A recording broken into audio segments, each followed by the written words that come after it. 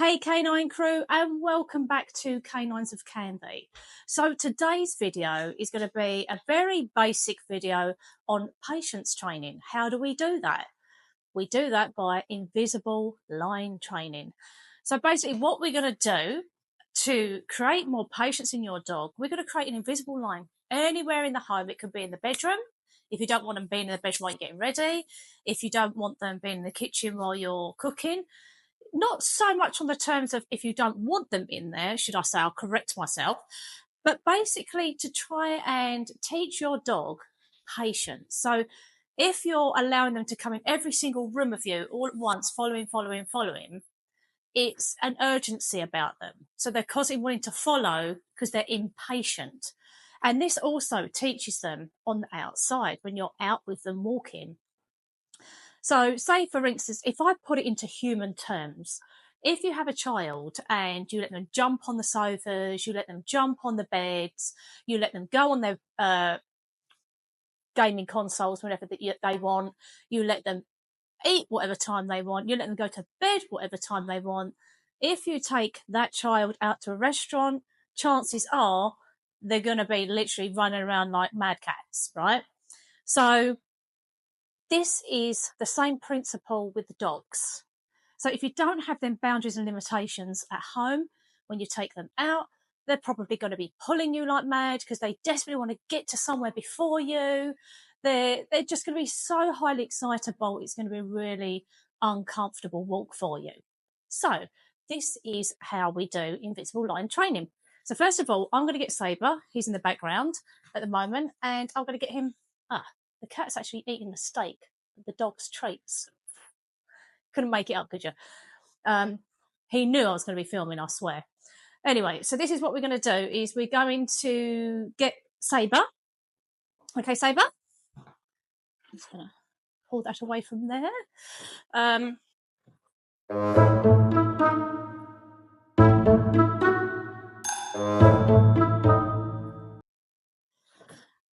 Okay, Sabre, come here. Okay, sit. I'll give him that little piece of steak for now, but you don't really need to be doing that. So what I'm going to be doing is saying, Sabre, wait. And then I'm just going to pretend to be doing stuff around the kitchen. So I'll be pretending to doing stuff around the kitchen, doing my thing, stroking the cat, lovely kitty. And he's still waiting there because he knows I want him to wait there. Every now and again, and it's not uncommon because dogs are... There you go. No, Sabre. No, I'm going to walk him back. So, no, that's not good enough. Walk him back. No, he's going to try and check out. Walk him back. Sit down. Wait. Dogs are opportunists and they will always try and do that.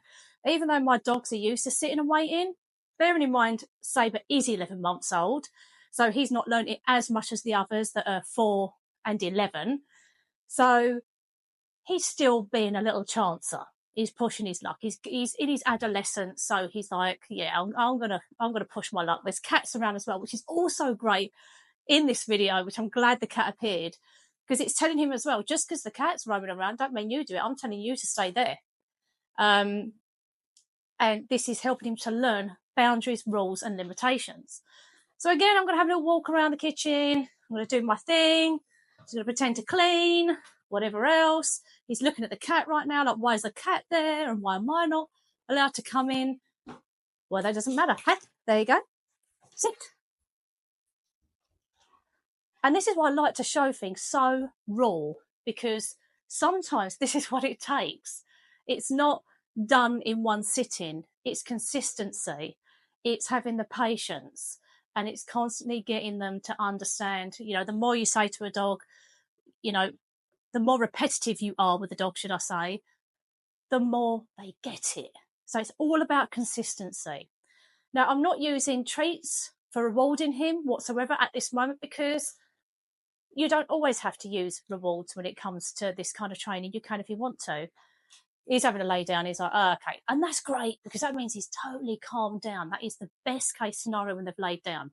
Because then when I do call him in, I'm going to praise him with my voice, and that's going to be praising him on that calm state right there. Now, when it comes down to praising a dog, so if you're not using treats, always be mindful. Now, with Sabre, I can really go, good boy, and do it in a really high, nice voice, and, you know, in a really high energy, happy voice. Another cat, mad cat dog house in this house, people. Not so mad. Wonderful. Anyway, but with Sabre, where he's not so, even though he's 11 months old, but he's not actually a really super high energy dog like Zeus, one of my other dogs. So I can actually reward him in that way of, oh, good boy, like that, you know, high voice. If your dog is super high energy or they're in a really high energy moment, it may not be a good idea to correct in that way, because it's going to make them more energetic and more, you know, you're kind of raising that energy and keeping it up there. So in them sort of circumstances, I would just say, I would break them free from that. Basically, I've told them to stay there. I'll break them free from that by saying, come. And that is reward enough to say, I'm releasing you from that stand position. So that for a dog is a wonderful thing anyway. But anyway, so I'm just going to show you that I'm going to break him free. And in this wonderful calm state, what a good boy. What a good boy. Right, okay. Sabre, come. Good boy.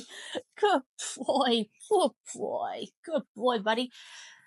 So that is those kind of boundaries. They're going to help your dog to be patient in the sense of when you're out walking them, that's going to help preventing them from wanting to get somewhere before you, wanting to check everything out first, wanting to go around that corner first. It's going to make them more relaxed by doing these boundaries, limitations and rules at home. And it's a list of many other things as well. So it's not just this. We will be going through the other small tips and tricks for you all that you can do at home that's going to help you to have a really fantastic relationship with your dog, because that's what it's about. It's about having that mutual respect relationship where they respect you and you give them love and protection. And this is what the relationship with a dog is all about. So if you like the content of this video, then please do like. Also, if you know anyone that would benefit from our tips and tricks and training on our channel, then please do share. We have a YouTube channel, Canines of Canvey. Please pop yourself on there and subscribe, because we do share fantastic content, little, like I say, little free tips and tricks. We also show our free pack books that we do every Saturday or Sunday to help people in socializing their dogs. So your support to us is so very much appreciated, because by you supporting us, by liking, subscribing and sharing, you are helping us at Canines of Canvey, myself and Joe, in doing everything that we have been working so hard for and what we're so passionate about. So thank you so much for all your support, and we hope you have a wonderful weekend.